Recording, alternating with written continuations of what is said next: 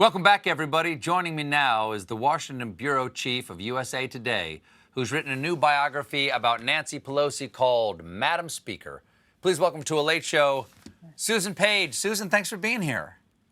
Hey, it's a great pleasure to be with you. Well, you're USA Today's Washington bureau chief. You're former president of the White House Correspondents Association, but this is your first appearance on late night TV. Welcome to where credibility goes to die. I'm glad you could join us.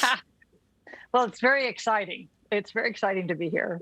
Oh, well, good. It's exciting for us to have you because you're mostly known as a reporter, but you're also a biographer. As I said, your new book is Madam Speaker, Nancy Pelosi, and the Lessons of Power. In it, you write about Speaker Pelosi's great discipline and her interest in precision. I'm sure that's helpful in controlling her caucus.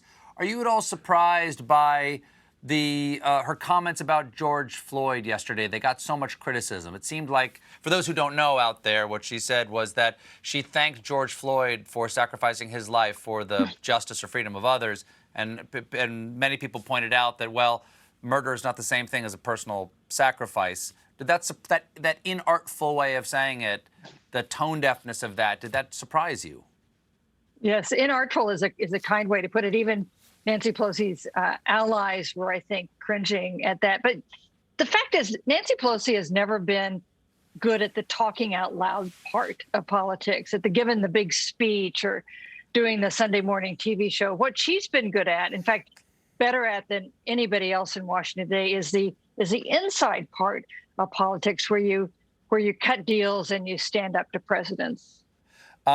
And she does do that. We had John Boehner on a couple weeks ago, and he says she impresses him, that she clearly can do a job that he couldn't, which is to control the caucus. You know, what is she like behind closed doors? How much do the knives come out? She's pretty tough, but you know she's got.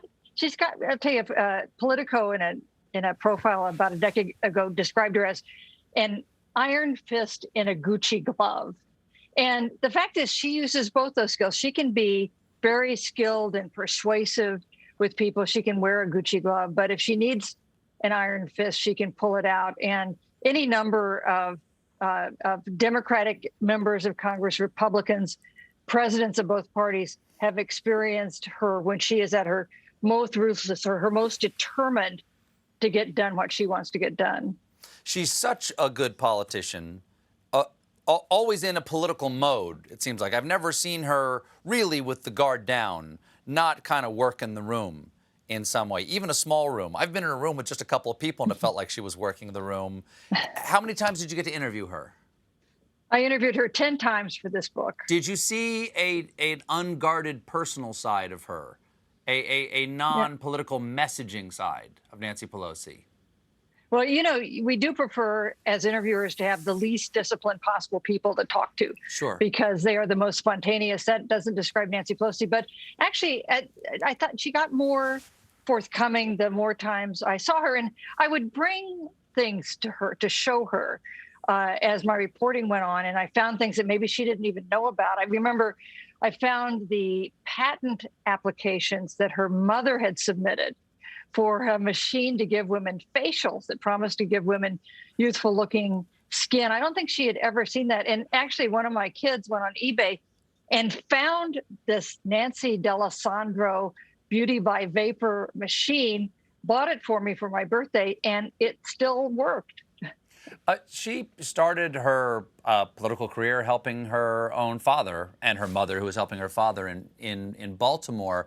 Baltimore is a famously corrupt political town, very rough and tumble, a lot of infighting there. What do you think she learned from that? What did she learn from helping her family?